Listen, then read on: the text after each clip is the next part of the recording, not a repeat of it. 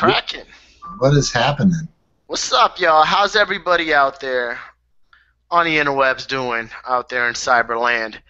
We are the Oddball Show, the quirkiest, zaniest, most fun show on the interwebs, on the internet, whatever you want to call it.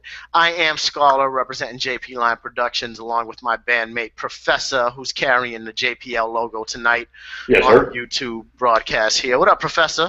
What's happening, buddy? How are you? I'm good, man. I'm having a fantastic night, and we're joined tonight by our fellow Oddball Lian, our fellow Oddball Show compatriot, representing Oddball Magazine and Stone Soup Poetry, Mr. Jason Wright.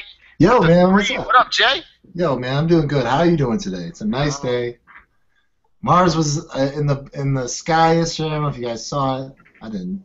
I went outside at 12:30 in my apartment, and there's a light that keeps on going on and off. And my landlord, who speaks a different language, kept on yelling because the light kept on going on and off. And then he went outside, and I was just staring up at the sky. So it was all right. What? And it was Mars? No, I didn't get to see Mars. I didn't get to see Mars. Apparently, it was a hoax. You can check that out, though. I don't know. I don't know if it was a hoax. All right. Well, if you're a hole into axes, Jason's your guy. So we're on tonight. We're on tonight. We're live. We're kicking it tonight. We're our homeboy also representing Oddball Magazine and Stone Soup Poetry, Chad Parental Guidance suggested will be joining us at some point tonight. It's so good, right? It's you know what it's. That's what that is. It's the man who says Nas. It's the man who says Nas, the elder statesman of the group. Right now, I am. So we've got an open show tonight. We don't have a guest this week, which is perfectly fine. Our first few shows were guest free, or one of our first shows was guest free. Ivan, I should let the listeners know that we. Go ahead, let them know. We decided to have a show with just us. Like we had guests that we could have got on there. I just want to let people know that we're choosing to do this. We're choosing to let us roll because we're so fucking interesting. Okay. And with that, Jason. Yo, what's up? Your thoughts on the presidential election? You're all losers. Oh. It's so damn interesting. Guest free. Go ahead. You're all losers and rapists. And losers. Oh no, man. Can I tell you? Go ahead. So did you see this week? We got to do a quick shout out. We got to do a quick RL shout out because this week in presidential politics, since you brought it up, Trump got asked. He kept saying that the Bible is his favorite book. It's like, what's your favorite book? Oh, the Bible. He's such a dick, man. And then so this week, people have been asking him questions like, all right, what's your favorite Bible verse? He's like, it's very private. I don't want to tell you. Or like, what's your favorite testament? He's like, both equally. So, oh my god! Like the other night on Twitter, there was a trend that got started, and it was Trump Bible, and people kept putting up. I wish I had it in front of me right now. I'd read off some. Oh, dude, why don't you try and find that? So I'll bring it back up in a minute. But the biggest thing about that is the dude that started that trend was Ben Castleman. Are you serious? So Ben Castleman is an RL classmate of mine. He's also an awesome journalist. He's a big into economics. Can we get him on the show? You think? Maybe not. Who knows? Really? So hold on. What exactly is the hashtag or the catchphrase? It's Trump Bible. Trump Bible. And it's him like what he would be saying. Fake Bible quotes of Trump. I would love to hear that. Jesus said, "A rich man cannot enter the kingdom of heaven, but I am very, very rich." Hashtag Trump Bible. Did you come up with that one? No, that was Ben Castleman. I'm pretty sure. Oh my god. That's awesome. Shout outs to Ben Castleman. Yeah. You know what? Ben Castleman, you're all right. Yep. I want to take this moment to apologize to Ben Castleman. The only time I got in trouble at RL was 8th grade year when myself, I want to say, you know what, I won't even say the two other kids' names because they're out there. They're known.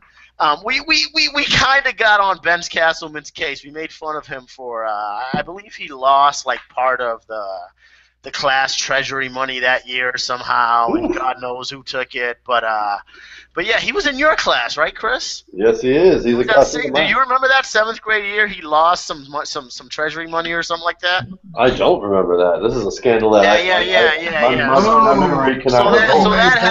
So that happened. It got out, and us being, we were 8th graders now. We weren't 7th graders anymore. The school starts in 7th grade, so we thought we were hot shit, even though we weren't even in high school yet. We weren't freshmen, sophomore, seniors, whatever. So we were just, poking fun at him and stuff, and he got really, really angry, and it was noticeably like a bad moment, and the teachers got on our case for it, and yada yada yada. So Ben, my bad. I was stupid. I was young. It was the only time I got in trouble at Roxbury Latin. I was just hanging with the wrong crowd, I guess. I don't know. Those two white kids. We are 13 and 14 years old, respectively. All right. Yeah. Put this in perspective. No, I know, but I don't think I ever apologized back in the day, aside from the teacher making us. So hey, this is probably unnecessary, and it's clearly not enough. But I'm gonna do it anyway on the Oddball Show. Ben Castleman, my bad. That's my fault. I take full accountability for that. Now you have to apologize to him though, because this is a man with a career. You just slandered him. You just slandered that guy. How did I slander him? You just brought up this thing. You brought up a potential scandal. Yeah. No. It wasn't a scandal. Dude, it was the 7th grade. It was like a weekend. Somebody took like $3. Like that's what made it worse. It was early in the year, and we were just being stupid 8th graders, and we were just kind of poking fun at him, and he got pissed, upset, as well he should have, and the teachers came. We got it was just stupid kid shit. So he ran off with the slap bracelets. Far from a scandal. Far from a scandal. Did he run off with the slap bracelets? Oh no, man. He accepted our apologies, and whatever it is. You remember slap bracelets? I don't know. A few decades later, I'm apologizing again. Slap bracelets. My bad, man. My bad. Oh shit, man. So Jason, what do you think about the presidential election? You really want to talk presidential politics? Wow, you really want to talk presidential politics today? Okay, well, I think that these nuts got my vote. That was pretty funny. That was actually pretty funny. It's so funny that our political landscape is the same as a high school election, where Donald Duck or D's nuts would get almost as high as like the some other legitimate candidates. Yeah, that you couldn't stand. Whatever. Yeah. So I mean, it's basically Donald Trump and D's nuts would be. I mean, vote for Donald Trump and D's nuts, and then we'll work. That's the ticket of the future, right there. That's a hell of a White House. Nothing spells progress like D's nuts. Am I wrong? And with a big Trump over it. Well, yeah, like Trump. Like everything he owns, so to speak. Trump nuts, 2016. Yeah, that's beautiful. Yeah. It's really like presidential poetry. Yeah. It's really as kind of a sick thing to me. We were talking about this the other day that it's like we live in like a weird comic book world where Donald Trump is running for president. It's like Watchmen or some shit, like some weird dystopian future where he's Back to the Future, like 20. Yeah, Back to the Future too. Exactly. Biff, man. Biff is Trump. Trump is Biff. Yes, I've seen that, and that's pretty good. And we have hoverboards now. Like, they're just starting, but we have them. They were right. Einhorn is fickle. Fickle is Einhorn. Einhorn is a man. Dude, Donald Trump is running for... You know who I think should oppose Donald Trump? Who? Kanye West. Why not? Let's have Kanye. I think Kanye is the perfect antithesis to Donald Trump. He pretty much is the perfect over Kanye, but I bet you Donald Trump is not a beast in the DJ booth. I bet you he's probably like, let me. I don't even know how to speak Trump. I can't speak Trump, but anyway, I'm sure he doesn't rule the ones and twos like Kanye West. And I'm not even sure if Kanye West rules the ones and twos. I mean, he's not like a DJ; he's a producer, so. I've never heard. I'm pretty sure he could spin some records, but Do you think he can scratch? No, honestly, do you think Kanye West? I don't know if he can Transformers scratch like Jazzy Jeff, but I'm sure he can put a scratch together, man. I could be wrong. You know what? I don't know that for a fact. I'm just assuming. The safer of the two bets is yes, Kanye. Well, West. yeah. If Kanye can design whatever, he wears like a leather jacket and like a skirt. No, it's if Kanye can make over. He can. No, designing has nothing to do with it. He makes beats. That's why he probably. Kanye doesn't. Kanye is a producer. Of course, he makes beats, but I mean. That's the part that translates to being a DJ, is what she's saying. Right. Not designing. That does not make him able to Calvin express Klein doesn't have DJ tendencies because he can design a pair of fucking jeans. Right, and neither does Donald Trump. Right. That's what I'm saying. So I'm saying Kanye West is probably. So those are your thoughts on the presidential. Yes, my thoughts. Donald Trump cannot design jeans. No, my thoughts on the presidential elections is Donald Trump is no good on the ones and twos. I want that on a T-shirt. Hey, is that Chad? Did you do that? No, Chad called for a podcast and totally bailed. You know that wasn't a real doorbell. We don't actually have one though. Well, no, that's somebody coming into the podcast. Someone comes into the podcast. Right. But it doesn't actually happen. Like, we would have to make that happen. You can't try to ask our permission to come in by ringing a fictional doorbell. Hey, if anyone else was to join this, can you answer the door, Chris? We're trying to have a podcast. Seriously, who is out there? No, really, seriously. So, ladies and gentlemen, out trying to get there on in. the webs, this is the Oddball Show. Thank you for tuning in. We will be joined later on by Chad Parento. So I listened to Illmatic today. I love Illmatic. No. Chris was segueing into something. Let him You were segue. segueing? Not necessarily. I was just trying to corral. You don't just cut him off like thought when you he's were trying to calling. take control of the show. Oh wait, okay. Wait, Chris, were you segueing? I was just gonna head anywhere. Yeah. So might as well go ahead. Go to Illmatic. No, I mean, what's your I wasn't to please talk about Illmatic. I'm asking.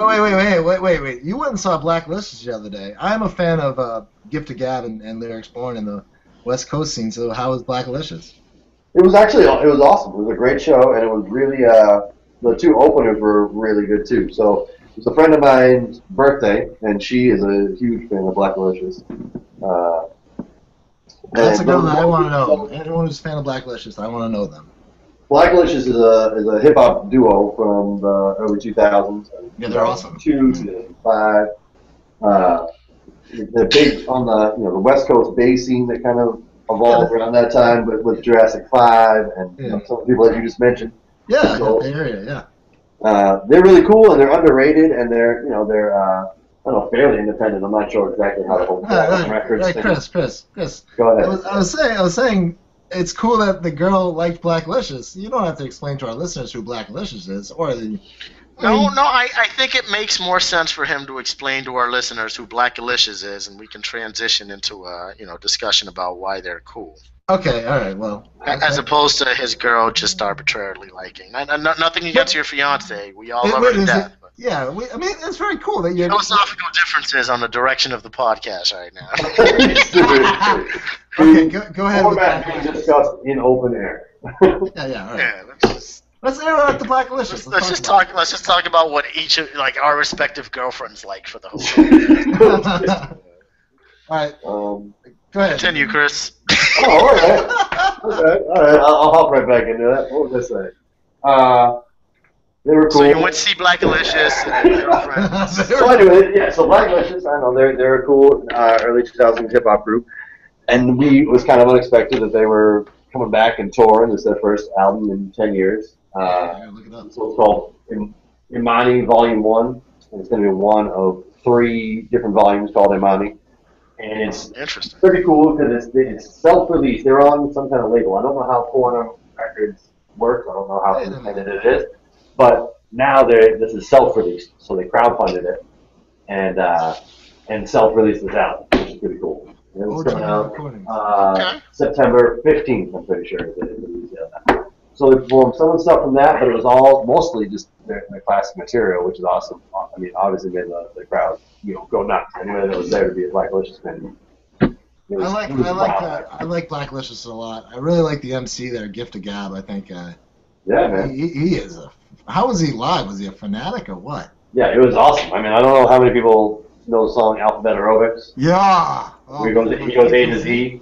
That's You know, fucking crazy. artificial amateurs on it, all That's dope. amazing, analytically. So he did that, and that was cool. Oh my God. Was that not? Oh yeah. I It was haven't great. seen They the really put on a hip-hop great show in a while. show. Oh man! And so they had who else did they have with them? They had Jumbo from the Lifesavers, which is another Bay Area hip hop group associated with the whole quantum movement, and Lateef, the truth speaker, who Oh, is Lateef. yeah. So you know him because he's in something with Lyrics Born, right? They're in Yeah. the They Underdogs, have. or they're in some other little Yeah, they have something called the Tricks, That's what it is. which is. And that's him and Lyrics Born. Which I figured as soon as I met. You know what? He is so slept on, man. Like he is slept on. Who are you talking about, Lyrics Born or Lateef? Yeah, Lyrics Born is very slept on. For some reason, him, and just like Blackalicious and those guys. But Yeah, I was gonna say that whole Bay Area movement is kind of still underrated. And I think that it was really. they're tight, man, and usually it's very good chill beats and very Oh my God. conscientious. Energy-wise, it feeds from some of the same place for me as the whole Philadelphia movement around the same time, like the '99 to 2000, Most Def and Teller Quality and the Roots and all of them, the not necessarily just conscious. That's a silly term for me, I think, but that hip hop could be something different. It started to change a little bit right around that time, right around 2000, and then it popped off big in the Bay Area. And I never understood why. I mean, Jurassic 5 really took off, but nobody else really got the No, I don't think Jurassic 5 took off as much as you think they did. I mean, they only put out a couple albums, and well, they're at least the most popular of that whole crew. I've seen them a couple of times, and they're. I gotta go with Hieroglyphics on that one, man. Hieroglyphics. Yeah, maybe. Hieroglyphics is pretty popular. Del the Funky Homo Sapien and those guys. They're on the same crew as Jurassic 5, which it's cool. It's all love because it's all just good music from the Bay Area. Murs is from that area. And that's right. Yeah. Actually, Murs actually went and is probably right now. He's probably right now trying he's on Strange Famous Records, which has Tech Nine on it, and Tech Nine has done stuff with Eminem. So Eminem is a huge universal artist. And so Murs and Tech Nine and Eminem, whatever. So no, what was the whatever? Hold on.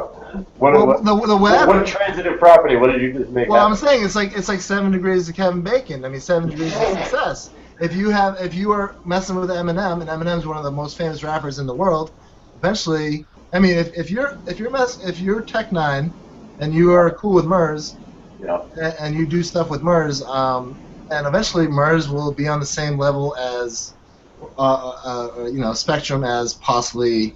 He might get that notice that he deserves. He might become a mainstream. You might hear him on 94.5 sometime. I don't think you ever will, but I see where you're going. You know what I'm saying? He has a possibility of breaking through into the mainstream. And honestly, I mean, the mainstream really is the underground, if you think about it, because what's on the radio is not what's being played. Unless nothing being played where? What do you mean? Like on the radio. What's being, the stuff that's playing on the radio is not being played on the internet. The internet allows you so much more, like for instance, Spotify, you just have unlimited music potentials. Pandora, you can completely find exactly what you're looking for and discover new music all the time. By the way, can anyone hear me? Yep. Okay. All right. The whole world can hear you, bro. It's like a static sound, So, yes, there is a little bit of a background staticky noise. But so that's basically. Yeah, so basically what I'm saying is, seeing Blackalicious and Murs is, I don't know what I'm saying. I guess I got off track, but I would say that I haven't gone to a good hip hop show in a while. The last good hip hop show I went to was Murs, so I need to go to more hip hop shows. Well, that place that I've never been to, the Sinclair in Cambridge. It's a pretty cool place to see a show. I've never been there before, but it's a pretty small venue as far as they go, but a big enough crowd that we have a great time. And the two openers were fantastic. I want to make sure that I give them a little love because New Breed Brass Band is a 7-piece brass band from New Orleans, and they were fantastic. There's been a big thing going on of like New Orleans brass coming up, like Trombone Shorty. Oh, I love Trombone Shorty. He's awesome, dude. He really is. He's like a cool mix, and I didn't know until after I started researching a little bit. He and this other band, New Breed Brass Band, Oddball, family related and like management related. Oh, wow. So you know them, kind of? No, not to me, to each other. Like I don't know them. I just in researching I found this out. But they were one of the openers, and they were awesome. So one of the things I wrote about in my article this week at GigaManProductions.com was the the drummer, who was a 7-piece band with 2 trumpets, 2 trombones, in the back, the sousaphone, the guy on a giant, like marching band, boom, boom drum, and then the dude on a snare drum. And he's playing a snare drum, and he has a little cymbal in front of him on a stand. But like, I don't know, 2 or 3 songs into a set, the cymbal starts tipping over, and it won't, you stop every couple seconds and try to fix it. And it keeps going to play for a couple seconds, and it keeps falling over. Somebody else from another member of the band will come over and try to fix it. He'll stay for a second. He plays it like sideways and upside down, and keeps falling. Finally, like 2 or 3 songs later, it falls on the ground, falls into pieces. But not anywhere in his entire set does this drummer lose a step, lose a beat. You just, That's crazy. It was really awesome to watch. It's something you don't want to have happen, have something go wrong on stage. But if you're a good performer, if you're really in the moment, and you really, it doesn't matter. You're able to play around it. You're able to like keep going. And, I wish that we could play the music that we're talking about on the. That's true, but in order to do that, we have to pay people. So that's how business, music business works. Oh, that's unfortunate because you should be able to share. I mean, I know we share the hell out of music now, but let us at least talk about what we like and let people listen to what we like instead of just recommending it. I wish we could be playing like a Trombone Shorty song right now while you were talking about it. We could talk about how the music breaks down and shit, but we can't do that. That's true, but Trombone Shorty and his record company would want to pay for that, rightfully so. Well, yeah, of course. And as a maker of music, I can really understand why that would be. Hey, are you guys in the studio right now, JP Lime? We are not in the studio. We're doing some writing on our own. We're getting hopefully ready to move into that kind of mode, but we're not in recording mode right now. Yeah, shout out to Mars. We were talking to Mars last week, and I know we were listening to Seventh House, and you were writing. Are you getting some inspiration? You writing some stuff or what?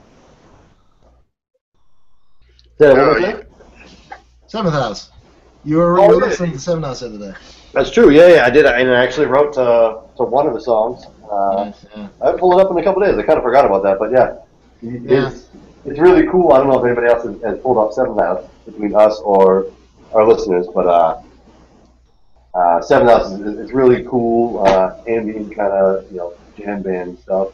But it has a really great beat to it, and it really as a writer, it works pretty well. It's got a hip hop beat, so it's fantastic.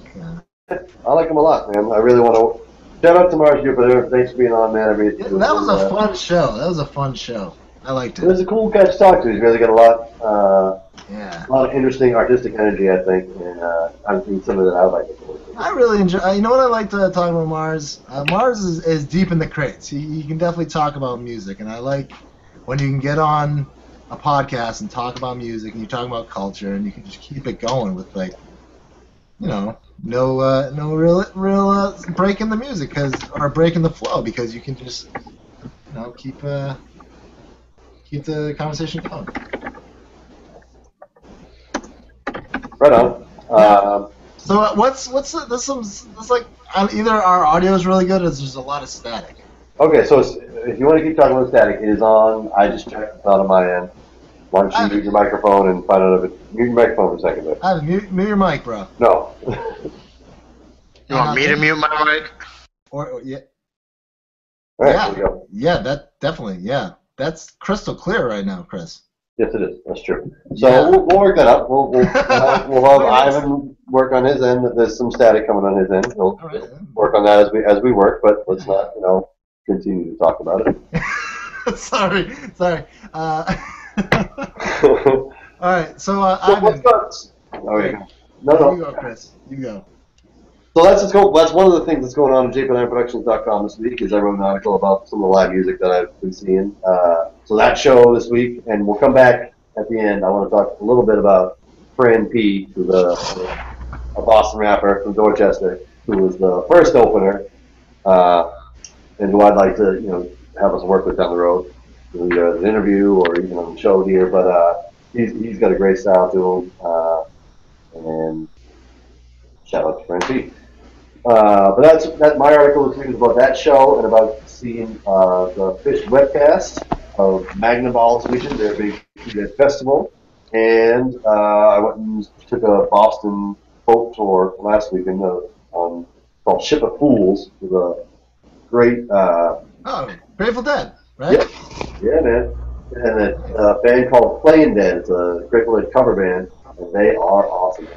You close your eyes.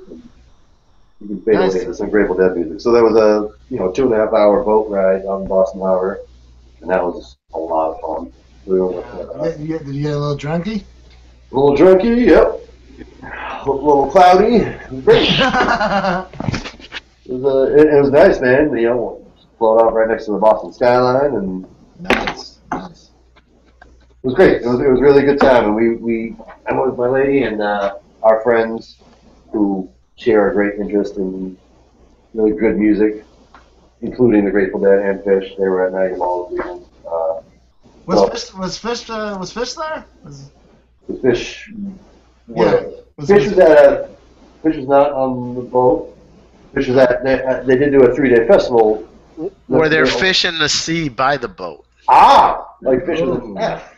Ooh, intriguing. But no, they had a 3-day festival this weekend. It's their 10th such festival. It's just them playing for 3 days, and it was really awesome. I watched the webcast on Saturday. I listened to the other shows, the Friday and Sunday show later on. They're a hell of a band, man. So that was what my article was about this week. Was a bunch of live music. It's summertime. That's one of my drives during the summer is live music, and it frees my soul. But the other thing going on at JP9 this week was our third piece to our triumvirate, Spaceman, has an ongoing like creative writing thing that he's doing called Plum Juice. And it's the story of these two people, but he did the second volume of that. So definitely go check that out. He's got a style on all his own, Spaceman. So that's up there. That's what's going on at JP9. I think that you should do a quick recap of Oddball magazine. All right, man. I will. Something else. We actually had at Oddball. I thought we did anyway.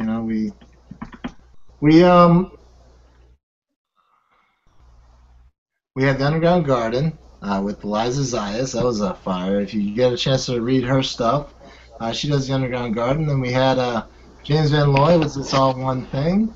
We had our friend Andrew Bourne with 7 Times. He wrote The Prodigious Love for the Prodigal Ones. He's been writing a lot of he's basically premiering his new book on Oddball magazine, and we're going to work with him to put out a book for him.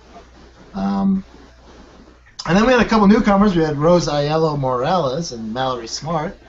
And, I had Fight to Fly was my jagged thought. And we started off with Rich Boucher, Julie Murray Hoey, and then we had Bill Harvey. Yeah, we had a good week. Yeah. Yeah, it sounds like an action-packed week. I mean, you know what I like a lot about you guys is how many contributors that you have as regular columnists, which can't be an easy thing to do. Yeah. To get that many people committed to like a weekly column. So I think that's pretty cool. I think it's great that enough people want to be a part of Oddball. I mean, I think it's fantastic. What we started is a great thing. It's a community of poets and artists, and I think a lot of people like what we do at Oddball magazine. And they keep on coming. So, and we keep on. We publish people every day. It's really great. It's not about elite. It's not an elitist thing. It's about getting people to share their work. we do have a lot of professional poets hitting the magazine a lot, but we definitely encourage first-time poets to come to the website and check out our poetry. And then if you like it, send us some stuff. We want to hear you, not just because you've been published 17 times in some other poetry journals, but mainly because you have stuff to say. So it's just really we like poetry and we respect the art form. And if you doesn't care who you are, I mean, if you're good at poetry, and you'll be received well at Oddball magazine. That's just in. The editor of Oddball reads Oddball magazine. A smashing endorsement. Hey, there he is. Ladies and gentlemen, welcome to the podcast. You are now listening to the Oddball the Oddball Hour, where 100% of its members are not being outed by Ashley Madison. For those of you investors who are...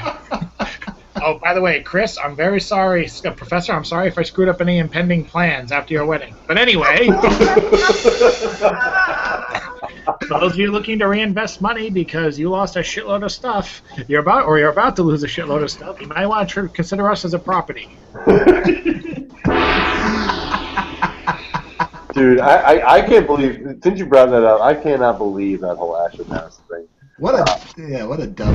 It seems crazy that it exists. It seems crazy that not many people are that stupid. It seems crazy that, the only other thing that doesn't seem crazy is that somebody was like, hey, this exists. And we actually with all of these people because they're morally corrupt. They have nowhere to, come back at me. Prof, it's not just one person. It was 37 million people. That's what I'm saying. That's why The only thing that's not crazy is that somebody didn't go, hey, there's 37 million people openly cheating on their spouse through the internet. Let me fuck with this somehow.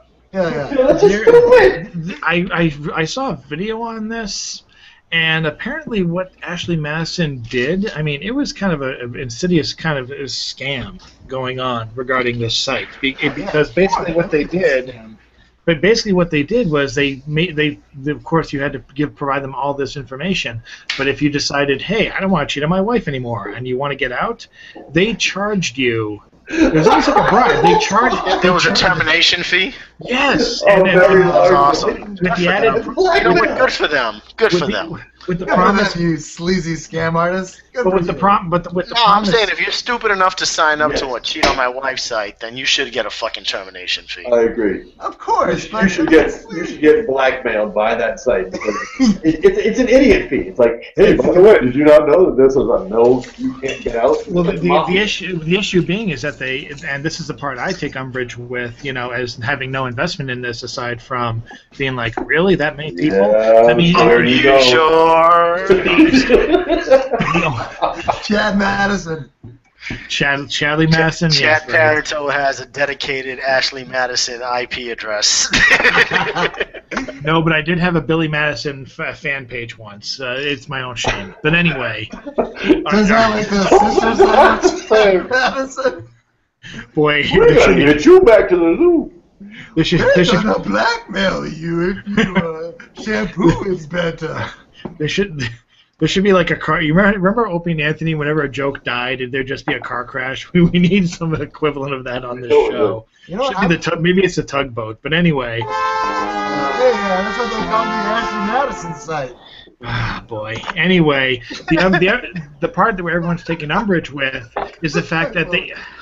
Go ahead, Chad, please. They basically said, okay, you pay us this $20 or $30 or whatever it was. I honestly don't know. And we will delete your information, and we'll sign you out. But then they basically took the money and didn't do that. Oh, really? So they just kept them on the site? Yeah. So I mean, it might not be. Well, hold on. What exactly did they mean by take you out? Like remove your membership? Remove your membership and remove all your information because you're not part of them anymore. Which is a basic service that any website will do. Right. But the problem is, I'm sure maybe they did do that, but the problem is nothing gets erased on the internet. But that should exist. Like you say, you can erase your text and your fax. I mean, your fax. Your texts and your email. I Honey, this fax won't go over. I keep on pressing .com, and what's going on? Like, and I'm the old one. Great. There's still a record of it. There's still a record Chris just of had it. a senior moment.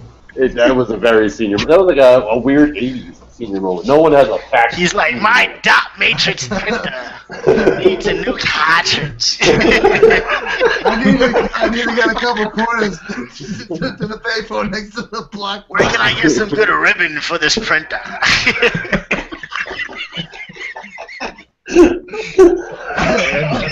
Ribbon. The favorite part about that was I'm pretty sure that voice was fantastic. That was like a weird old prof. Like, My stock in Blockbuster's going down. That was the point. Yeah. Oh shit. No, I think what happened on what really set people off was when they started sharing notifications to Facebook. Like, hey, you got someone to cheat on your wife. Would you like to share this on Facebook? You have just solicited a prostitute on Ashley Madison. Like or comment. would you like to do? Oh my God. Your comment got retweeted. Yeah. 13 likes. Share now. Yeah. I'd share the fuck out of that shit. If I saw fucking if I saw one of my homeboys on Ashley Madison, I'd be like, share. Yep.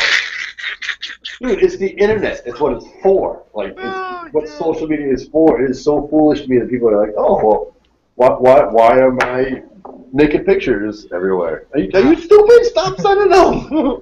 Stop. Be more secure about that, or don't be afraid when it's suddenly like, oh man, this is how the internet works. Just own it. Own it. Yeah, own it. Yeah, or just be. Now here's a question we should be asking: do we know anyone yet who's been caught or is afraid of being caught? With 37 million people, if it bounced back to if we knew someone who knew someone, it wouldn't surprise me very much. Your 7 degrees of Kevin Bacon is very close on that one. Yeah. For sure, Yeah, I bet that's pretty good. That's a good question, Jack, because I'm pretty sure we have to know somebody, you know?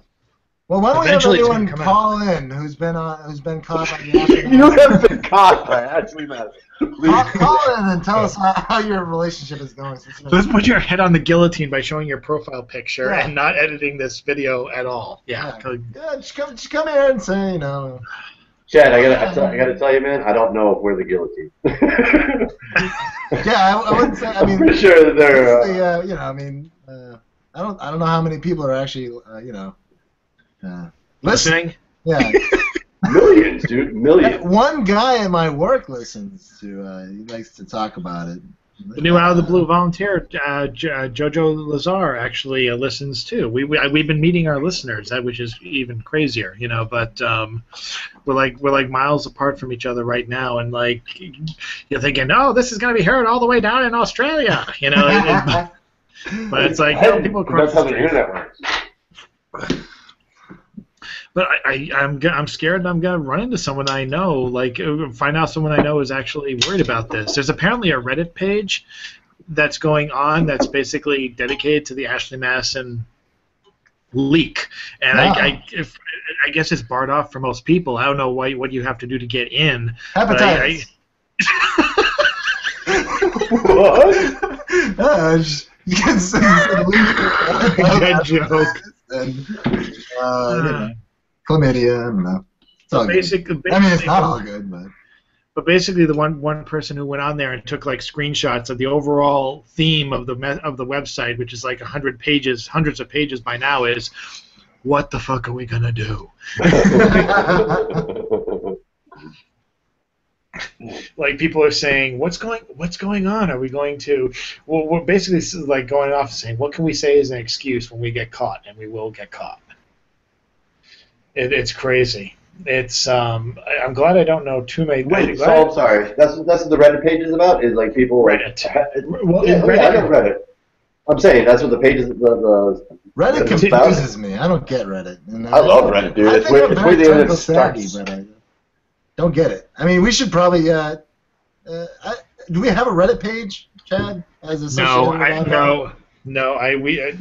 Reddit confuses me as well. I love Reddit. Wow, writing's weird and everything. It's just fast. Between Reddit, 8chan, and Tumblr, I'm like, I'm happy with my. What was that last one? 8chan. What is that? Tumblr. Oh. Tumblr, 8chan is stay away. It's not safe for work. 8chan? Not safe for work. 8chan. Horny ninjas? 8chan? 8 as in 8, chin. Yeah. Chan, CHAN. What the fuck is that? Just go look it up, dude. Oh, go look up Google it. 8chan. Yeah, just don't do it from your work computer.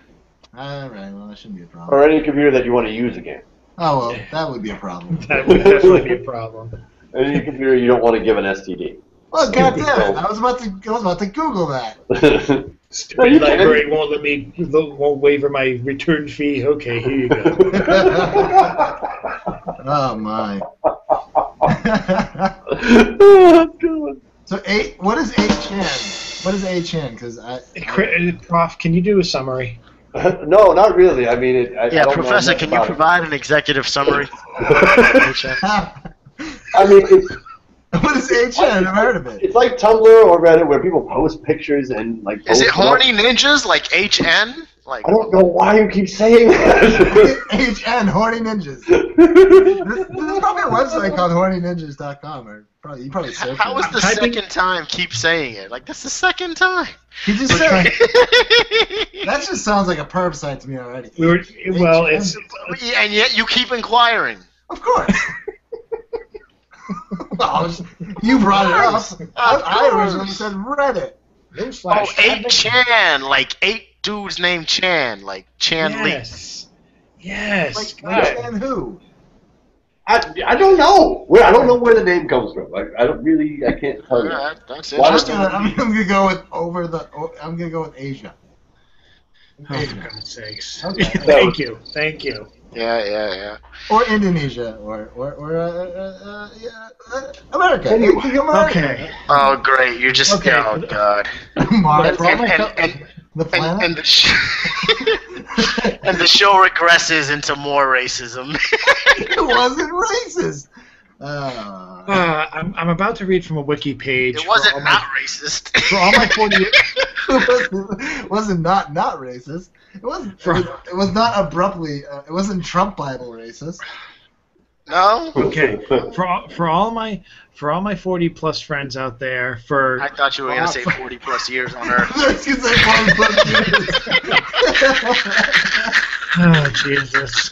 Oh man. For all my 40-year-old plus friends, for the prof who apparently aged 10 years between his birthday and today because he's talking about typewriter ribbon. The tattoos. So he's got. I still miss Prodigy. And I know, Jason. I know. If you weren't digging yourself out of a hole right now, you would definitely be able to check out this wiki page, but you can't, so I will. 8chan. I don't think I'm in also a hole, really. Go ahead. Yeah, also, Jason's all over the porn and the racism tonight, huh?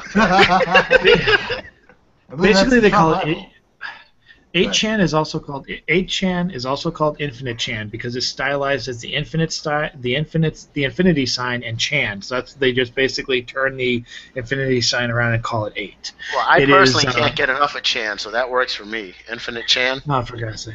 Each board is moderated by its creator.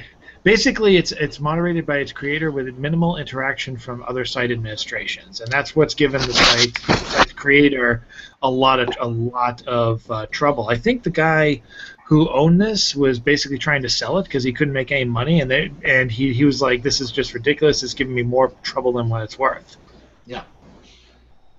I mean, so some of the controversies include like the Gamergate controversy, child pornography, which happened. God, I don't even know when. Oh, this is. Was Jared on 8chan? Yeah, that was Jared. Possibly. The Washington Post describes it as Subway the more lawless. 8chan. Oh boy. Boards have been created to discuss controversial topics, including pedophilia. While the sharing of illegal content is against site rules, the Daily Dot wrote that boards exist to share sexualized images of minors in provocative poses. So yeah, Jared probably was on there. And that some users of those boards post links to explicit child pornography hosted elsewhere. When asked whether such boards were an inevitable result of free speech, the site's founder, Brennan, responded, "Unfortunately, yes, I don't support the content on the boards you mentioned, but it is simply the cost of free speech and being the only active site to not impose more laws than those that were passed in Washington, D.C." Yeah, Brennan... Perv site. It's a what? The perv site. Yeah. Well, it's a site for many things. I mean, you can It's basically. an equal opportunity smut site. What a bunch It's also been accused of equal opportunity racism, homophobia, a lot of Yeah. things. Oh, so the creme of the creme go to that site. So Fantastic. you could host Oddball magazine on there, but you'd be That's really funny. a bunch of Klansmen and You know, actually, pedophiles, I respect Oddball magazine so much. probably robots.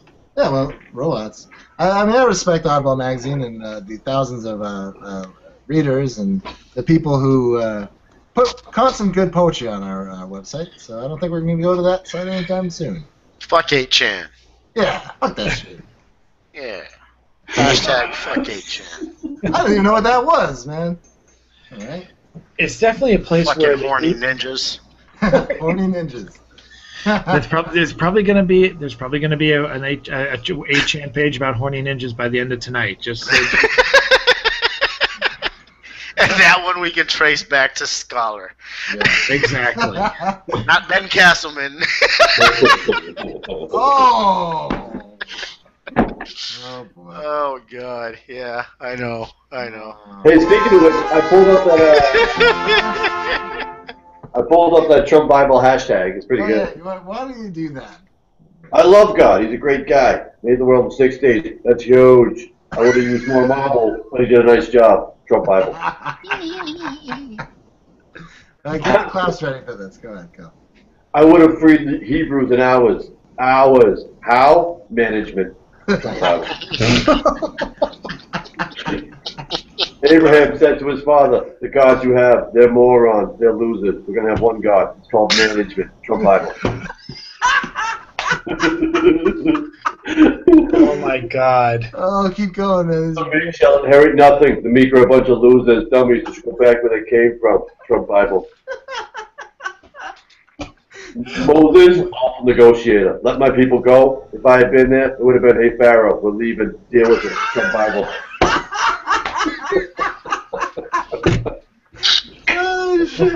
What is this from? What is this from, Prof? Is this you? So, no, the very Oh my beginning. God, We this were talking is about gonna the get beginning of the good. show. So, Yeah, it's like 2 days for ago. those who were here at the beginning of the show. Ooh. Yeah. But 2 days ago, We're not hating. Bible on Twitter, and a classmate of ours. I thought that was pretty funny. But they're really good, dude. That's funny. You have to send me a link, please. I will add this link to the Oddball Show thing. That sounds spectacular. It's just Twitter Trump Bible. It's just a Twitter hashtag, but it's phenomenal. How do I get this I love that thing we've going? evolved to the point where our pertinent lick section is now the Oddball Show thing. Oh, God. Fantastic. Hey, you want a thesaurus? What's another name for thesaurus? buy one? Like, Yeah, Oh, I What's the other get it. name for the don't just thesaurus? Google word Ah. definition anymore. Let's buy a thesaurus. Hey, Ivan. What's up, man? What's another word for thesaurus? Another word for thesaurus? Yeah. Dictionary. No. No. That's the closest I could come with. Absolutely Come not. up Absolutely. Oh, come on, it's rooted in the same thing. You find other words to describe the word you're looking for. That's what a thesaurus does. But the point was, what's another word for it? What a thesaurus does. It's the closest answer. I didn't say it was right. Oh, I didn't say it was the God. best answer, but I'm sure on Family Feud it would have scored. Well, no, I don't know. Show me potato salad. I Show me potato salad. can't believe you fell for this lure, for a Yeah. scholar. Yeah, Scholar, do you answering know that- any Jason question. Is that what you mean? Or Oh my God, I can't believe I got that one over you. To be honest with you. Scholar, do you know that gullible isn't a word in the dictionary? do I know what now? Do you know that there isn't the word gullible in the dictionary? Oh my Shut God. the fuck up. Yeah. 2 calls, man. 2 calls and we're done now.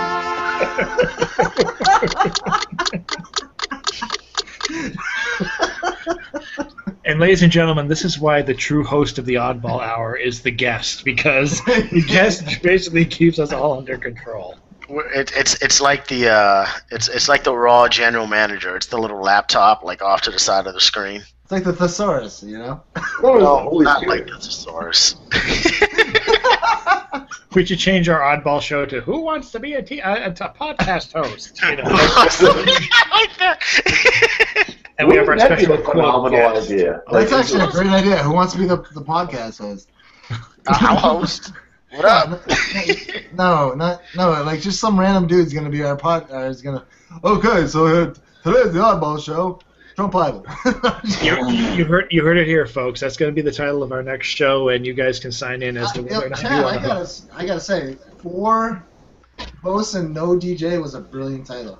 Thank you very much. That came from hip hop, my friend. I too can get jiggy with it, my friend. Oh. I don't know. I mean, How jiggy can you yeah, how get? jiggy can you get, Chad? After 10, only semi-jiggy, you know?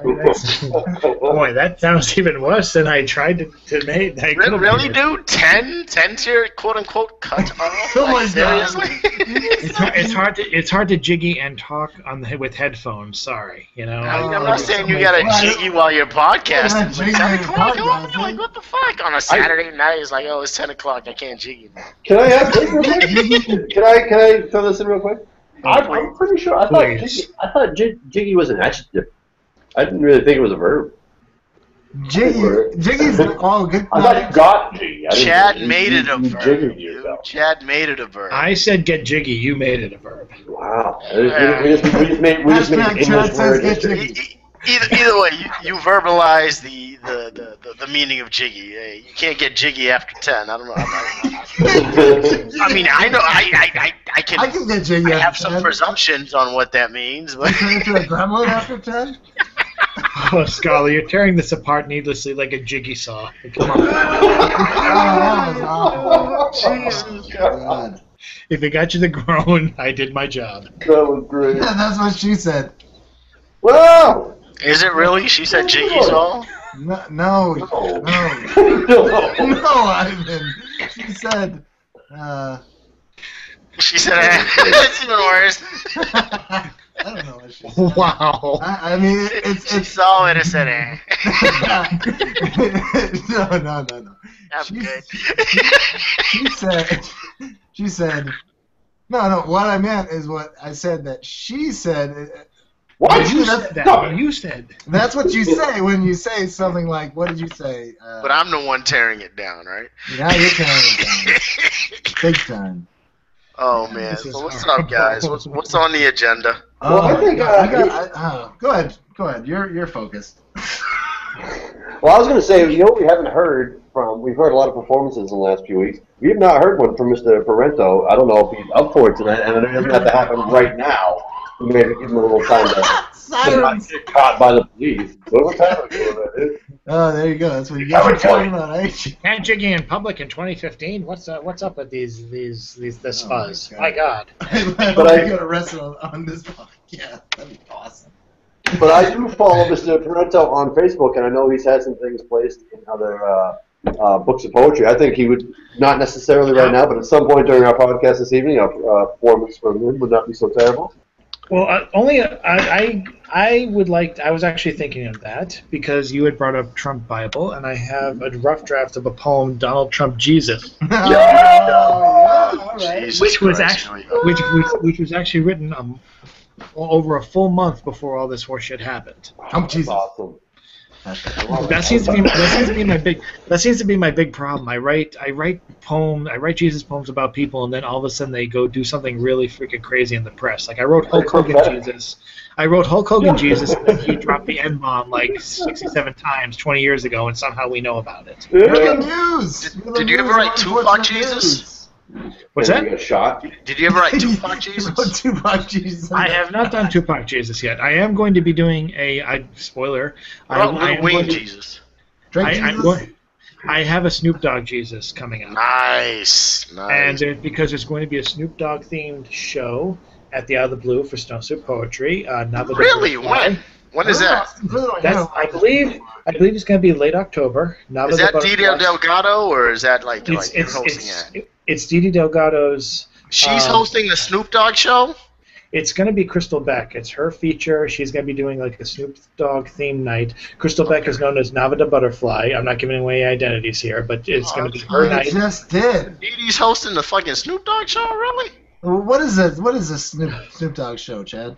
I guess it's going to be a night of Snoop Dogg related poetry, and I told Nava, I said I'm going to be doing. Wow, wow, wow. I'm gonna be doing Snoop Dogg. I'm gonna be doing Snoop Dogg Day Jesus. I need to reacquaint myself with his better songs. You know, I'm gonna be, the best line I have right now is Snoop Dogg fed 500 and gave everyone a cup, though not everybody chipped in. You know, like it's.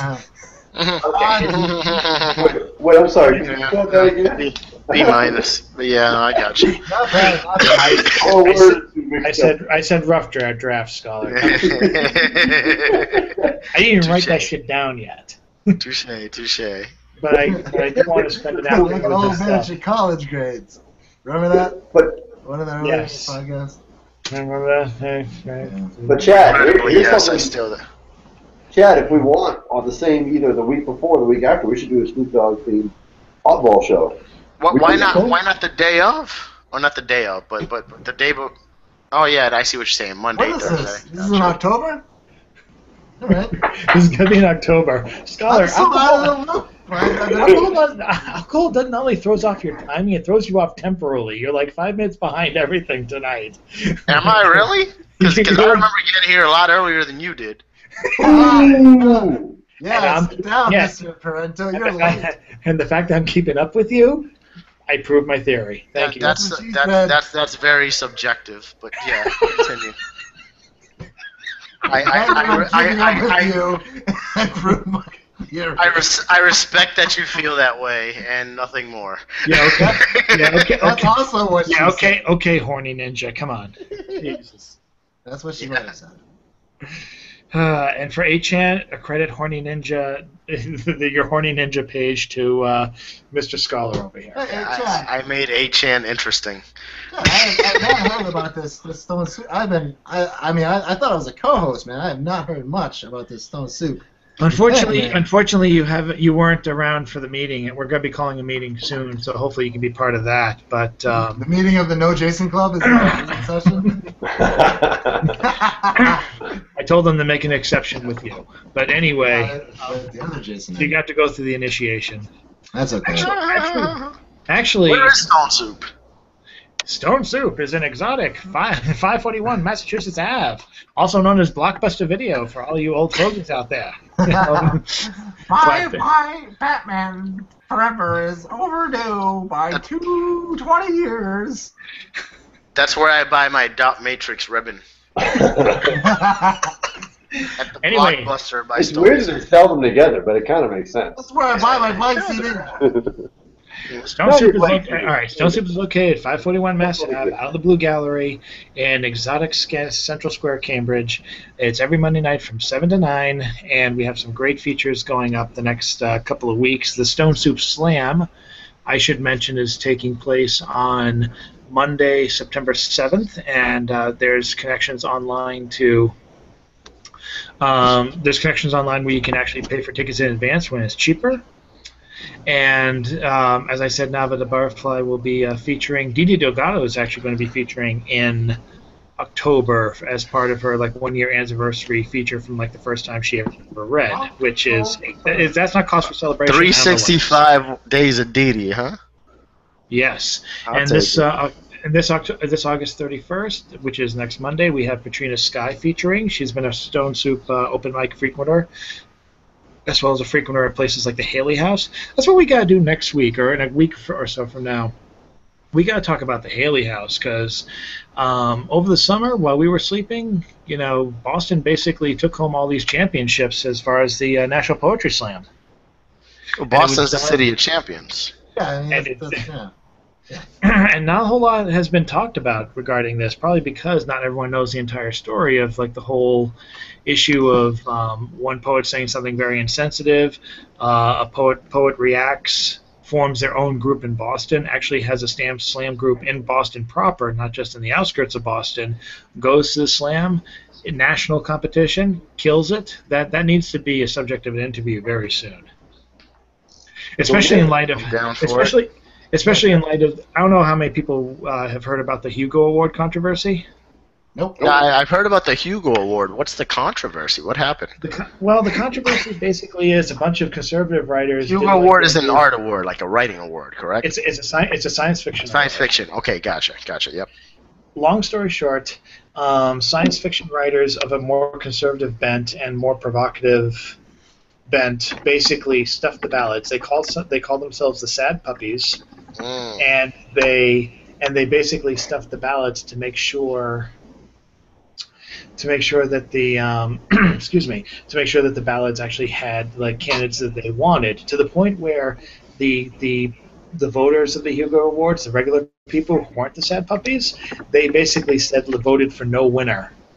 Like when they realized the ballots were being stuffed, both sides against and for the Sad Puppies are claiming it a victory. I think it's more of a victory for the people who just reacted to the ballot stuffing bullshit.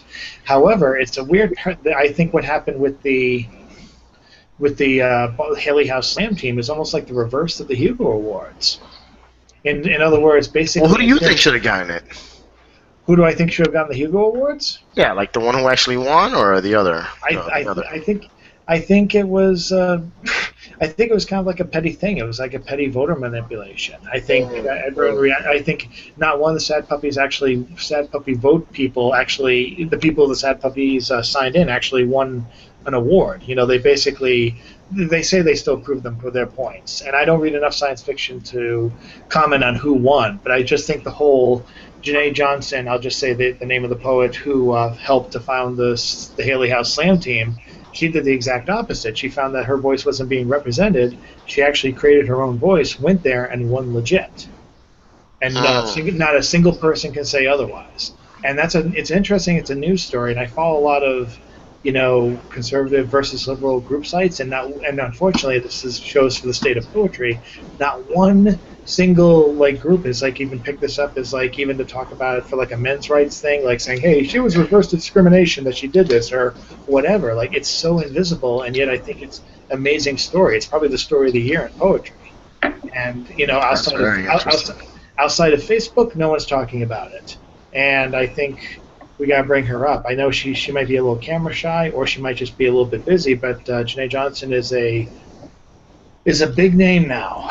For those of you who are on Facebook, you can probably find and link to her. If you're a poet, you should definitely check out her work. There's not a lot of work of hers online. I actually tried to recruit her to go into Oddball. Yes, full disclosure, we do ask poets to submit, and we don't just wait for you to come. Sometimes no rappers though. Yeah. Actually, rappers on Oddball. We have several rappers on Oddball. Thank you very much. Do you ask them to submit? Jason is the head rap headhunter. He is the. We've had Monster Gray. We've had Survival. We've had Culture. We've had who else have we had? We had a whole 3 TV segment for a while that we have to bring back. Hopefully we'll get that back. But point is, I tried to get Janae Johnson to submit. She said, "I don't like the idea of publishing my poems just right now." That's cool. Oh, good for her. So basically, she became a hero by word of mouth. Wait, has she never been published? What's that? Has she never published her work? As far as I know, she has not. I haven't seen any of it online. I don't think any of it has come from onto Button Poetry, which is like the big slam poetry YouTube page / website. But as far as I know, yeah, I thought that was funny too. That was great, Jay. Yeah. But anyway, Anywho. But anyway, I think she's a big story. She basically, in the 21st century, she basically rose to the top by word of mouth and just by listening. And unfortunately, I think it's kind of being underreported. I think it's more like you capture the event live. I really don't think she published her stuff, right? I think there might be some film of the winning poem, but I have not seen it yet. I have not been able to track it down. Let's get on the show, man.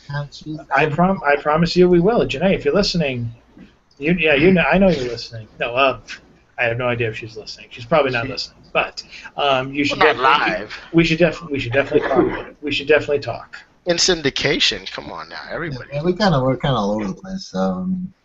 People hear us. Our voices are heard.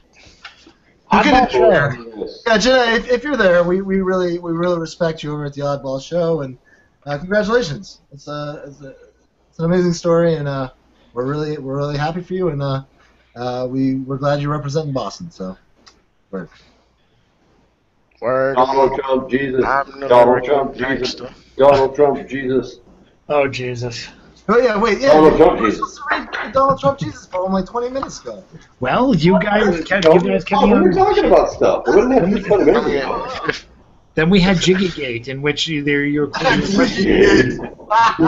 no, it wasn't Jiggy Gate. It was like I can't get jiggy after 10 p.m. Gate. Anything that is a scandal is a gate.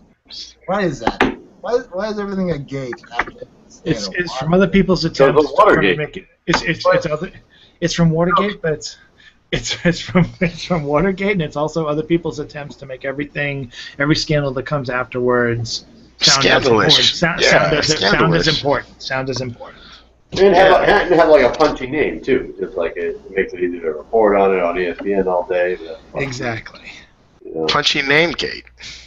Yeah. So let me see if I can even read this poem. This thing might be unreadable. By that I mean I might not be able to read my damn writing, but let's take a look. Oh, that's fine. Thank you for your enthusiasm.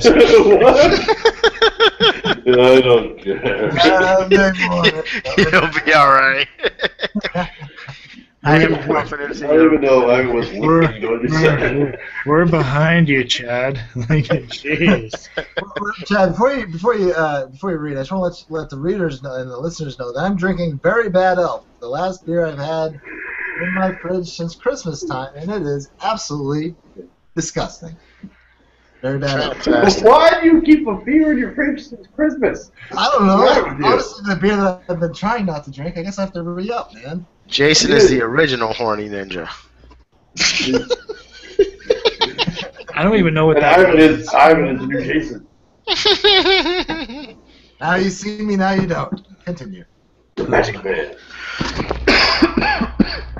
My new name's El Diablo. Okay, I think I can at least do a couple stanzas. Just read the Go whole for thing. it. Okay, Donald Trump Jesus. Donald Trump Jesus had 11 of his disciples fired, but kept Judas for his ambition. Donald Trump Jesus Donald Trump Jesus just wanted to get the foreigners out of Jerusalem. Donald Trump Jesus threw the moneylenders out of the temples with the hope of opening a new hotel.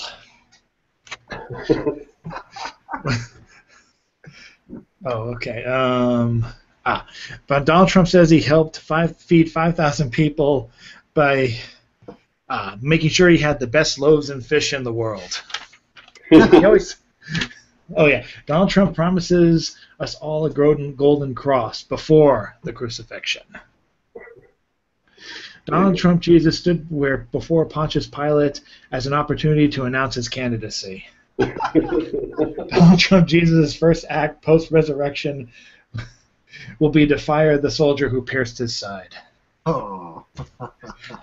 And that's what I got. I like it. That's good. And I could do more. It frustrates me. I did Hulk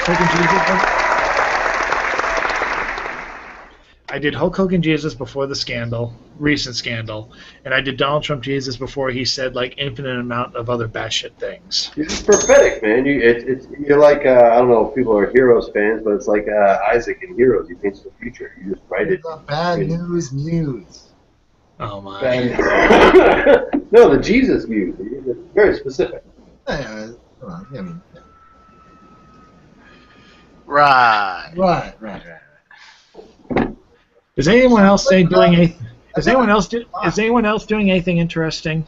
Prof, you're getting married. How is that coming along? It's coming along very well. It's getting close. I think we're at 51 days. We got a countdown on the whiteboard in the kitchen. So. And it's good to know that Ashley Madison hasn't messed up anything. No, not yet. I mean, luckily there's 31 million other people to go through first. So. Hopefully they'll get tired. Hopefully they'll get tired by the time they get to. They're gonna save Everson for last. No, but it's going well. We have a lot of details left to work on, but we have all our things in order. So it's fun and it's exciting, but it's not nearly as like I'm not pulling my hair out. I know like some people that really. Well, not yet. Not yet, but like I don't know. But I mean, we're not hold on. Here's the So isn't the wedding all about the women anyway? Some people Like, think how that. much would you really have to pull your hair out for, aside from like if the liquor goes wrong? Or... Well, I mean, the thing is, a lot of weddings. I could be wrong. I'm just saying that seems to be the general perception. Like the wedding is Yeah, all with about lazy guys. With lazy guys, it is. Yeah, I was pretty lazy throughout the whole process. That's what I'm saying. A lot of guys don't want to have anything to do with it. But I don't know Even if you're not know even if you're not lazy, would you stress out nearly as much as the female? Well, I don't know if that. I mean, that's a comparison of life. Would you ever stress out as much as the female, depending on who you are? But I mean, So you're saying it's 50-50 even keel in your case? Yeah, well, like I'm very much involved in my wedding, and a lot of guys aren't. I think you're not wrong in that. Like the general idea is that women take over the wedding planning and it's everything they want, and I'm down to give my woman anything she wants, but I'm not. It's my day too, and I don't know. I don't know if anybody out there knows me, but I'm not the type to just stand idly by. I'm a actor and a doer and dude, Prost man and a shuffler, man. They gets the shit done. I'm a control freak, so it's going to be a cool ass day. But a lot of it's going to, we're going together. I've been the best man in one wedding, and I've witnessed quite a few others. I have my question for you, Professor, is this: what have you fought for and lost in planning this wedding? Nothing in planning. The only place that we actually ran into static, literally the only place, is her putting our plates on our registry. This is boring wedding shit. We're putting our plates on the registry. We could not come to that. We finally did. We finally got ones that we both liked a lot, and they were unlike the ones that either one of us wanted to start. So you haven't found any... We've known each other a long time. We have like very similar interests, like that kind of like detailed shit like that is not really probably very similar style to me. So that shit was like, it was weird. We could not fucking work it out for a long time. That's the only thing really. Planning wise, we're doing pretty well. Actually, the other thing I did fight for and lose at the very beginning, I really wanted a choreographed dance. I've been seeing a lot of those on. Yeah, I mean, you have to pick a good one, like especially if you have talented like people in my wedding, that are performers. Then you're gonna have to pick one that's not, the every person one. But I don't know, that was one that's like, no. We're gonna do a couple things. We're gonna probably do the time warp in the middle of my wedding. So those Very cool. Rocky Horror fans, we're gonna put up a video of that for everybody in our wedding party soon. Take a look at that. But nothing really. We've been working on this together really well, and it's been something that like we're making our own invitations, we're making our own save the dates, making our own centerpieces. So like we're real hands on and just I don't know, we're having a lot of fun, man. What you did say earlier about as it gets closer, it will get more stressful. I don't know. I'm doing okay. I'm loving it. Hope you keep steady. I just remember fights over crazy things as weddings get closer. My best friend actually had like one. He basically acquiesced to a lot, but I think the one thing he was trying to fight about was the music. He argued about that. He wanted more Beastie Boys on the set list, and unfortunately, he lost that fight. See, that's the only fight I would lose. That would be totally fine. The only song he got to play was only at the end of the night as everyone's going home, and it was "Girls" from License to Ill. You ever been married, Chad? What's that? Have you ever been married? I have not been married, but I served as the best man, so I got to see like the ins and outs of like the wedding, like really close, what other people don't get to see. And I came to the conclusion that it's not even about the bride. I think it's about the bride's mother. Interesting. My bride's mother was actually very, very nice, very helpful. Oh, I'm not doubting that, but I just remember being at the wedding and we were all exhausted. Actually, it was. so I was basically the best man for like a whole day. It was exhausting. But my shift basically started like 6 in the morning, and I was done the next day at like 4 in the morning or 7 in the morning because I drove them to the airport for their honeymoon. And I just the one thing that I kept on remembering was the fact that like the bride pretty much stayed at her table for like the whole time, and holy shit, like the person who got up more to talk to everyone and like keep the place going was the bride's mom. And she was just like royalty. She was almost like walking around like, yes, this is my day, thank you. And I'm like, wow. I haven't seen anything quite like that, but I'm just like, maybe this is what the whole thing's all about. I mean, it's an interesting opportunity that a lot of people, and I don't want to just say women, but it becomes keenly results. There's a lot going on with a wedding, like even more than I thought was going on, more things to think about. So it can become a lot to try to balance, but some people take it as a big chance to indulge in like their crazy side, and just be a wild, witch, just to because they want to. A bridezilla.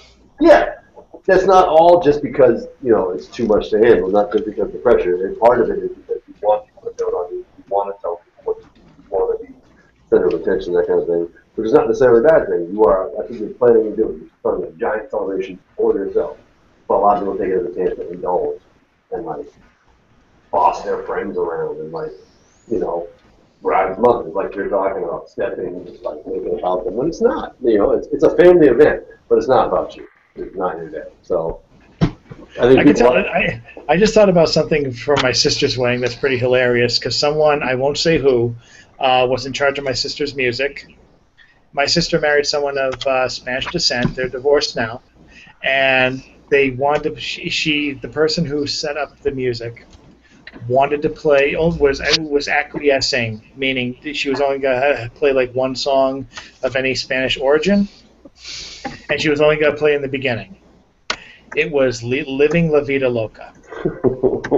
And I will never forget, the wedding itself was beautiful. I was an usher at my sister's wedding, and I'll never forget when the bride came in, the groom came in, they did the dance, all that, all the ceremony, everyone applauded.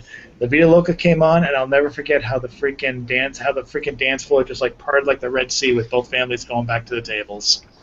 It was just like it's freaking Rick and Martin, like. And I looked at the person in charge of the music, and all they had to say was what, and I'm like, oh, even I could see that was gonna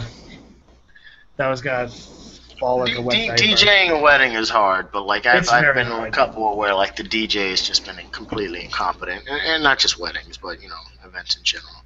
I have a question for you guys. Are a pain in the ass. Oh yes, go ahead. So Jason and Chris, and in your case Chad from the other angle. I'll start with Chad because you're from the other angle. Like, you were chosen as a best man. Why do you think said groom chose you? And for Chris and Jason, like, what went into your best man decision? Yeah, that's a good one. Okay, so I think Mike chose me for the best man. You were saying that, why did she choose me? Does the bride choose?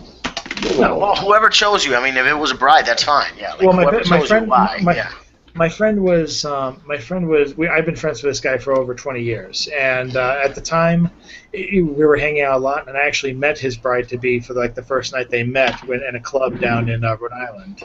Desperados is the one that was. It used to be like 4 clubs in one. We met there, had drinks, talked, and everything, and so I've known her for as long as my friend, still her husband, knows her.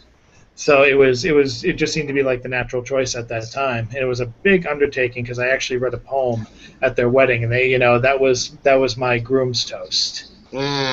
So actually one of the few things I'm proud of that I keep on my mantle was like my groom's cup. They give you like little trinkets and gifts and stuff like that. So I actually have like a nice glass with like my name as like best man. So I'm like I kind of earned this because I put a lot of writing in. There you go. And the best man speech at a wedding is a big deal. It's easy to fuck it up. You could argue that many ways to fuck it up. being the self-deprecating person I am, you can read the poem in my chapbook, and you could probably argue whether or not I fucked it up. Nah, man. The one way that you don't fuck it up is by putting energy into it and putting real thought into it and doing something concise like a poem. I did. All I can say is I did my best, and I never got a complaint. Yeah. So I did what I could, but. Yeah. But since then, I've actually done poems for at least one other person. I'm going to be doing a poem for the cousin of my girlfriend who's getting married in April. So she said, "Hey, you should do something." And her cousin is really cool. So that's going to be my surprise for the occasion. I did a poem, my biggest audience ever was a poem for in front of 150 people in a Unitarian church in near Denham, and for a friend, and that was daunting, and I wasn't technically in the wedding party aside from the poem. I guess I was in the wedding party, but I wasn't like the groom's people. But it was still crazy. They sat you elsewhere, like in table 16 or something. I don't think I was table 16, but I don't think I was in the front row. I don't remember being in the front row. Is all I'm saying. All right, so Jason and Chris, Jason, let's start with you. What went into your best man decision? Well, and did it turn out how you wanted it to, how you would have? Oh, definitely. My best man was my brother. Mm-hmm. I've always looked up to him.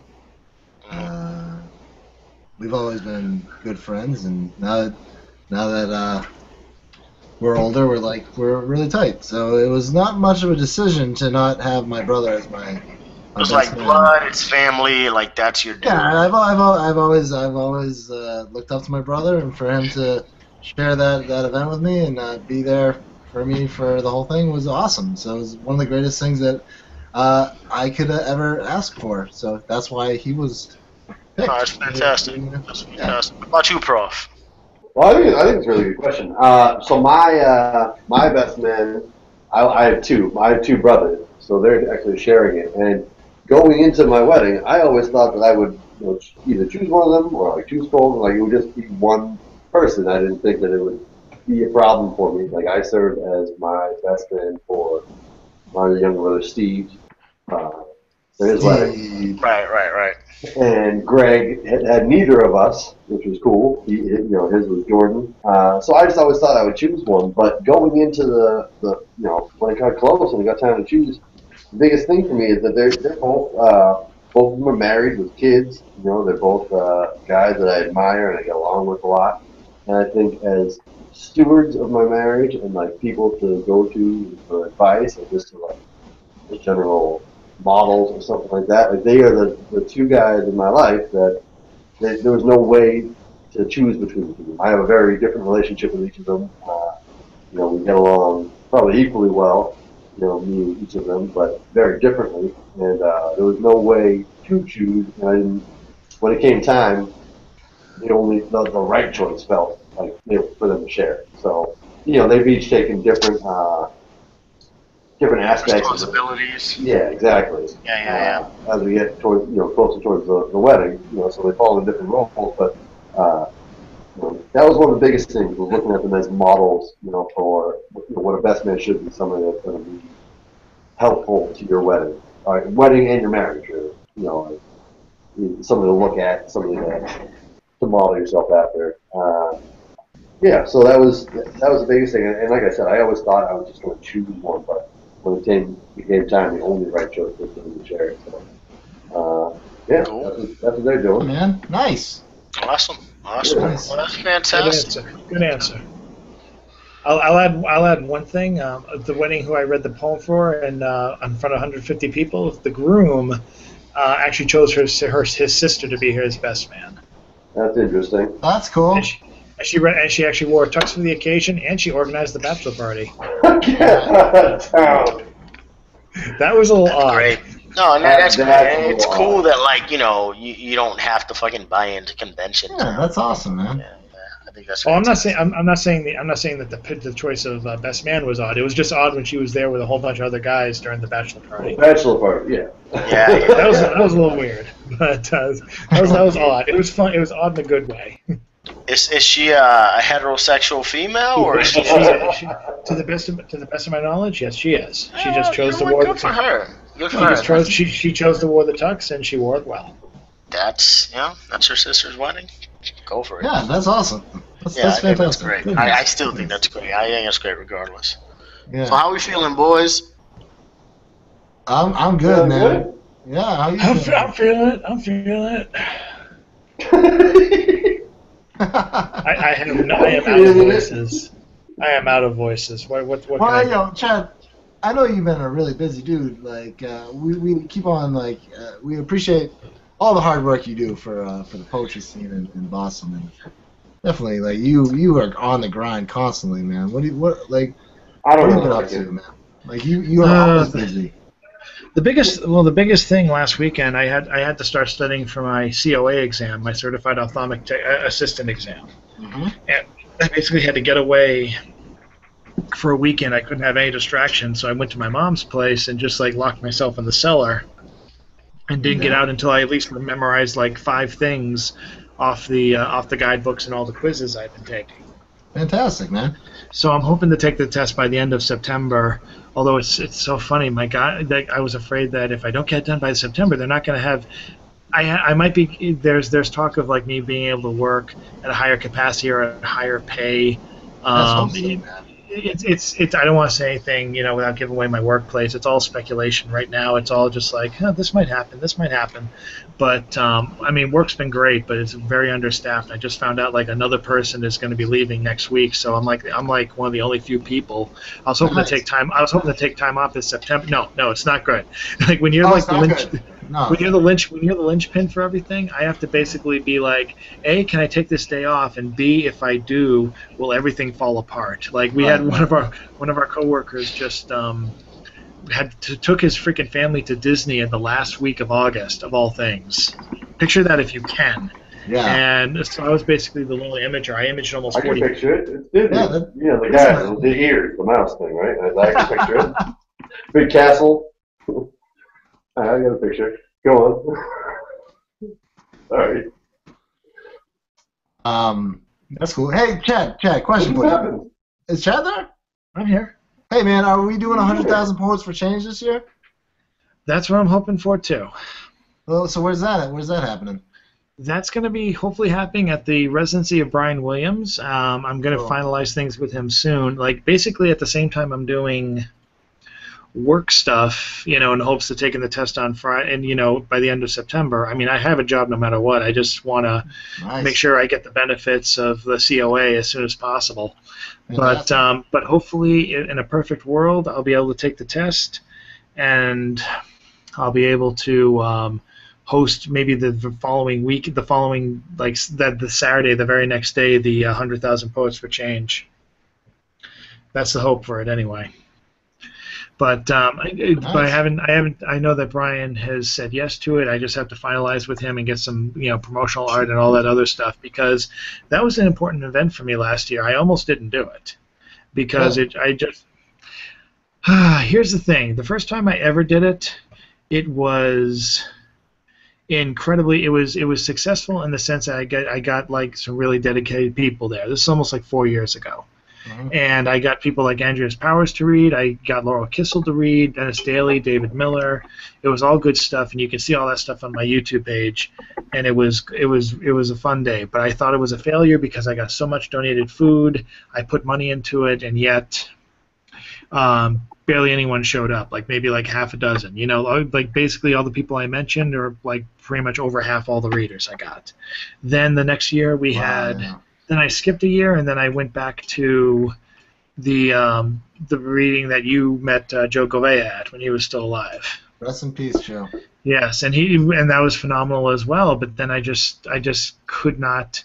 I just kept on exhausting myself, feeling like, why am I doing this? If the one thing I don't like about the 100,000 Poets for Change event, and I don't feel wrong in criticizing this because it's not really so much like a thing that's wrong. It's just like the devil. It's like the nature of the beast. If everyone's scheduling readings, then everyone's going to like their own fictionalized reading, and there's no sense of like, oh yes, we're 100,000 strong. We're 10. We're 1% of this. We're barely like 0.001% of it, and that just was disheartening to me. And then last year, last September when Brian Williams suggested, having it at his place. That's where I really got to know and understand, Nava de Barfly, Brian Williams, and that's where I got to meet Didi Delgado, and that's when things really took off for Stone Soup. So that was really a nexus point for how things changed, and I'm eternally grateful for that. So we would be a fool to not have another 100,000 Poets for Change event, and at least to give homage to that, to give tribute to that faithful day last year. You were there, Jason. Yeah, I was there. Yeah, it was a fun event. Definitely. And hell, I'd actually asked JP Lyon to perform if they don't mind doing a street party. That'd be fun. We're always down for that Make it happen. kind of atmosphere. We will talk. I always liked Brian Williams. I always thought he got a bum rap on NBC. No, Brian Williams is all I Just kidding. Right. That guy is a legit poet, though, man. He's a nice guy. He may compose his poems with his feet in a sandbox, but I don't know. I like that. Those community sandboxes can be a little messy sometimes, so I don't know if he trusts them. But no. All right, if you're listeners, man, big ups to you and all that you do for poetry. We respect you. We'll see Absolutely. you soon. We gotta get this moving. Definitely. Oh man, so It's a what fun else night, what fellas. else is happening? Yeah, it's a fun night. We're learning about your wedding, and Yeah. it's actually a celebratory night. I mean, you're getting married now. It's a big deal. So Well, thank you. I appreciate that. I feel like it's a big deal. definitely. One of the biggest things in my life thus far. I mean, it's the hugest thing you're gonna do. Definitely. Well, I mean, I might skydive someday. That's not My. Anyway, I appreciate that. Thank you. Yeah, I mean, we're feeling great about it. Looking forward to it. It's going to be a fun day. Yeah, definitely. Good. I actually will probably be doing another piece. I did one already for the magazine for JapanIProduction.com about my wedding. I'll probably be doing another one, maybe two, before the big day comes. And so I'll make sure to keep everybody posted on that. Nice, definitely. Mm-hmm. Yeah, been a fun night, fellas. Been a little freewheeling kind of. It was a freewheeling night, definitely. Yeah. We want to do a little shout out from Oddball, shout out from JP Lyon. We'll get some music going and let the people go to bed. Sure. Yeah. Let me shout out Oddball real quick. Do it. I mean, Chad can shout out Oddball too and stuff if he wants. But I just want to. No, we can't. Oddball. say That's what you meant. That's what I I want meant. to say to our friends and family at Oddball Magazine, we're happy you guys keep on showing up and publishing your poetry. And we are happy that you like our website, and we will keep on being your digital soapbox as long as you keep on publishing your poems at our Oddball Magazine. So thanks a lot. We really do respect and appreciate all your work. It's excellent. For the first-time poets, we're happy that you guys are here. And for the columnists, so much love for all that you do. Liza Zayas, every week, putting down interesting stuff for the Underground Garden about all the stuff that's happening in Boston.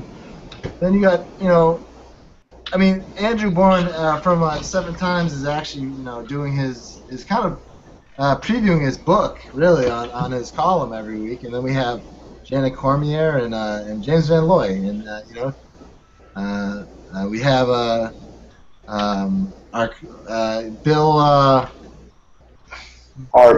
Bill Harvey, Yes. who's our comic strip guy. He's new, but he's fantastic. We love him there.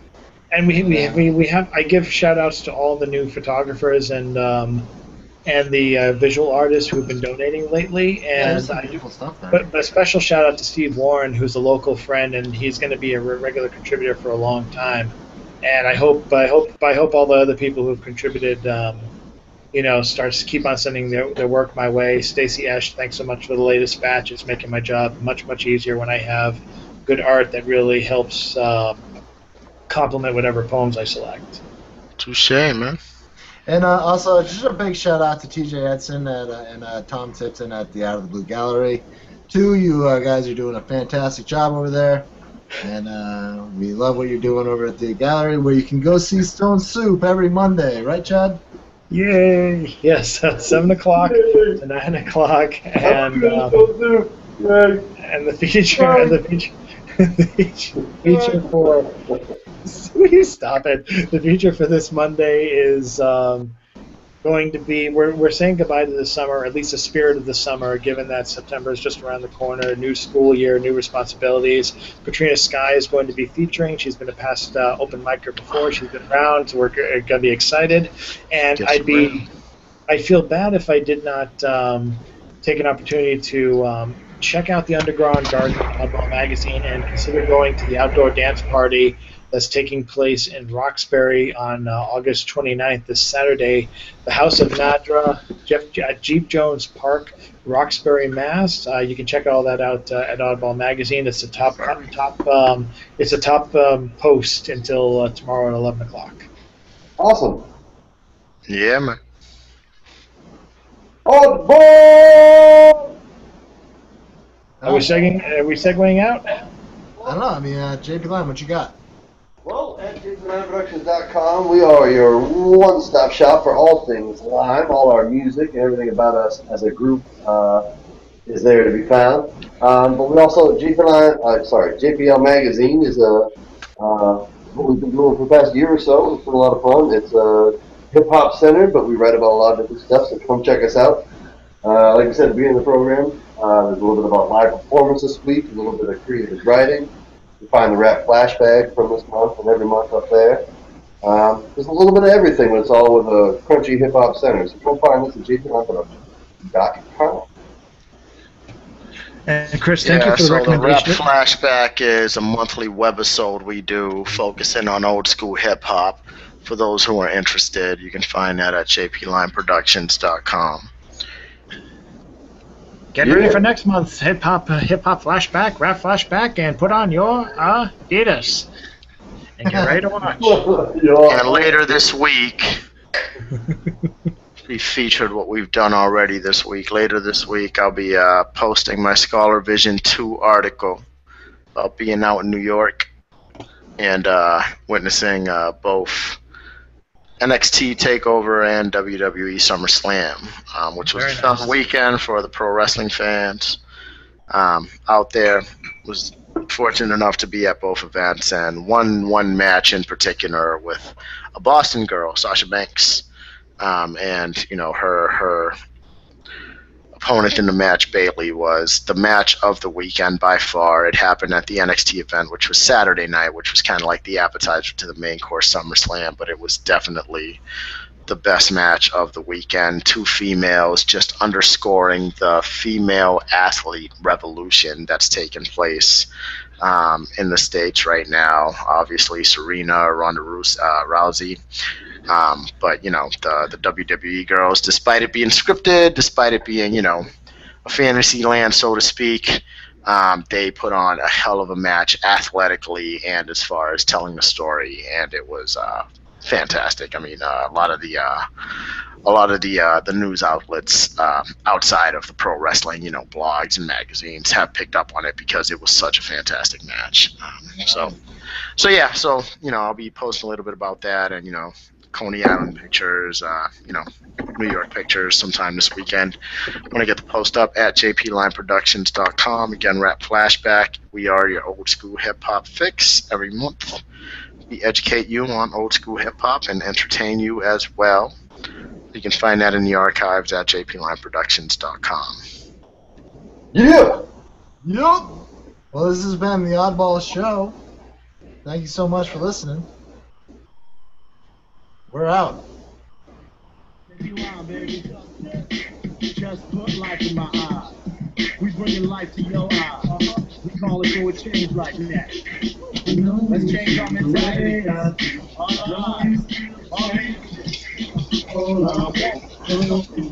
Are you ready for change?